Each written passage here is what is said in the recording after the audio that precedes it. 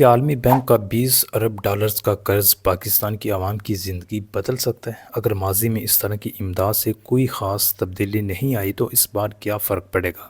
اس video میں ہم اس سوال کا تفصیل سے جائزہ لیں گے۔ وزیر اعظم شہباز شریف نے بتایا ہے کہ عالمی بینک اگلے 10 سال میں پاکستان کو 20 ارب ڈالرز فنڈ فراہم کرے گا۔ معاشی ماہرین کے مطابق عالمی بینک پہلے بھی پیسے دیتا آیا ہے اور اگر اس سے حالات نہیں بدلے تو آگے بھی زیادہ امیدیں لگانا ٹھیک نہیں۔ لیکن سوال یہ پیدا ہوتا ہے کہ کیا 10 سال میں 20 ارب ڈالرز کا حصول عام آدمی کی معاشی حالت بدل سکتا ہے؟ عالمی بینک ہر سال پاکستان کو تقریباً 1.5 سے 2 ارب ڈالرز فنڈز فراہم کرتا آیا ہے۔ اگر اس رقم کو جمع کر لیا جائے تو یہ تقریباً 18 سے 20 ارب ڈالرز بنتی ہے۔ عالمی بینک کا یہ اعلان کوئی نئی بات نہیں، جو رقم ہر سال دی جاتی ہے اسی رقم کو جمع کر کے ایک بیان دے دیا گیا ہے۔ پچھلے سالوں میں عالمی بینک سے حاصل شدہ رقم نے عام آدمی کی زندگی پر کوئی مثبت اثر نہیں ڈالا۔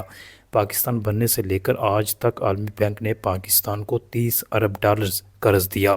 اگر اس سے پاکستان کی معاشی حالت بہتر نہیں ہوئی تو آگے بھی زیادہ امیدیں لگانا مناسب نہیں۔ عالمی بینک پاکستان کو 2 مد میں فنڈز دیتا ہے: پروگرام ڈیولپمنٹ اور پروجیکٹ ڈیولپمنٹ۔ پروگرام ڈیولپمنٹ میں اس کا مطالبہ ہوتا ہے کہ کچھ اصلاحات بھی کی جائیں جس میں پاکستان بری طرح ناکام ہو رہا ہے۔ پروجیکٹ ڈیولپمنٹ میں مسائل اس لیے آ رہے ہیں کہ پاکستان کے پاس اتنا روپیہ نہیں کہ وہ منصوبے مکمل کر سکے۔ آنے والے سالوں میں قرضوں کی ادائیگی کا بوجھ زیادہ ہوگا، شاید پاکستان عالمی بینک کو وقت پر قرض واپس نہ کر سکے۔ اس صورت میں ان سے فنڈز ملنے کی رفتار بھی سست ہو جائے گی۔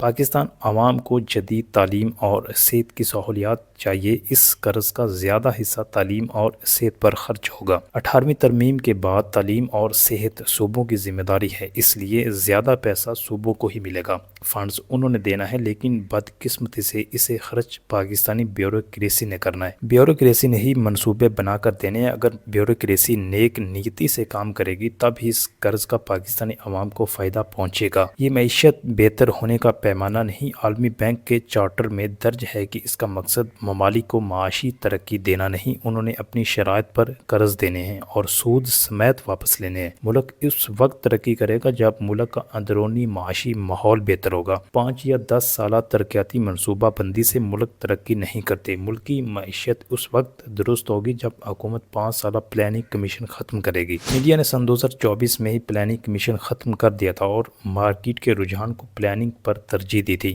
جس کا نتائج سب کے سامنے ہے۔ جنوبی کوریا، پولینڈ، ہنگری نے بھی کئی سالوں سے پلاننگ کمیشن ختم کر دیے۔ حکومت کا کام پلاننگ کمیشن بنانا نہیں بلکہ سرمایہ کاری کا ماحول بنا کر دینا ہوتا ہے۔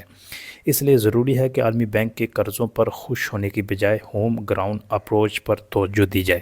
عالمی بینک کے 20 ارب ڈالر قرض کا فائدہ بھی اسی صورت میں ہو سکے گا۔ 20 ارب ڈالرز ملنے کا فائدہ عوام کی بجائے سیاست دانوں اور بیوروکریٹس کو ہوگا۔ ایک دوباری تنخواہوں پر سیاسی بھرتیاں ہوں گی اور دوسری طرف بجلی، گیس، پٹرول اور ٹیکس میں اضافے کی ذمہ داری بھی عالمی بینک جیسے اداروں پر ڈال کر سیاستدان بری الذمہ ہو جائیں گے۔ عالمی بینک کے چیک اینڈ بیلنس کا نظام بھی مؤثر نہیں، رقم کہاں اور کیسے خرچ ہوئی اس بارے میں رپورٹ منظر عام پر نہیں آتی۔ عالمی بینک کو چاہیے کہ وہ حکومتی اخراجات کم کروانے کے لیے بھی کام کرے۔ پنجاب اسمبلی میں 800% تک تنخواہیں بڑھا لی گئی ہیں، جس کا اثر منصوبوں پر بھی پڑتا ہے۔ وعدوں اور اصل رقم کے حصول میں فرق ہوتا ہے۔ مختلف اداروں کی جانب سے پاکستان کے قیام سے لے کر سن 2023 تک تقریباً 202 ارب ڈالرز معاونت کے وعدے کیے گئے، جن میں سے تقریباً 156 ارب ڈالرز وصول ہوئے۔ عالمی بینک اور دیگر ادارے جو رقم امداد کے لیے دینے کا وعدہ کرتے ہیں وہ مفت میں نہیں دی جاتی، اس پر سود وصول کیا جاتا ہے اور یہ قرض اتارنا ضروری ہوتا ہے۔ انہیں رول اوور نہیں کیا جاتا بلکہ وقت پر ادا کرنا ضروری ہوتا ہے۔ کبھی کبھار گرانٹ کی مد میں رقم مل جاتی ہے لیکن ایسا بہت کم ہوتا ہے۔ یہ ایک قرض ہے جو واپس کرنا ہوتا ہے۔ اگر ورلڈ بینک 20 ارب ڈالرز گرانٹ دے اور یکمشت دے تو شاید پاکستان اور عام آدمی کی معاشی حالت بدل سکے۔ اگر آپ کو لگتا ہے کہ عالمی بینک کے 20 ارب ڈالرز پاکستان کی معاشی حالت میں کوئی تبدیلی لا سکتے ہیں یا نہیں تو اس بارے میں اپنی رائے کمنٹس میں دیں۔ کیا یہ رقم واقعی عوام کی زندگی بدلنے میں مددگار ثابت ہوگی؟